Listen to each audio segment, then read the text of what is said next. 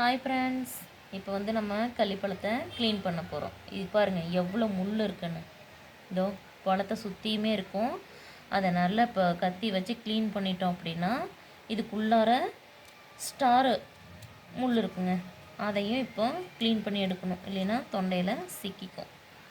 இருங்க, க்ளீன் பண்ணி இப்போ காமிக்கிறேன். இப்போது ரெண்டு பக்கமும் எடுத்தாச்சு. இந்த முனையை வெட்டினதுக்கப்புறம் கத்தியில் ஒரு கீரல் போட்டாவே இப்படி பழத்தை ரெண்டாக உளிச்சிக்கிட்டே வரலாம். உளிச்சிட்டு வந்ததுக்கப்புறம் நான் சொன்னேன் இல்லைங்களா நட்சத்திர முள், இங்கே பாருங்கதா. இப்போ இதை எடுத்தாச்சு. இதா பாருங்கள், இதுதான் அந்த நட்சத்திர முள். இது போய் தொண்டையில் சிக்கிக்காமல் இருக்கணும்.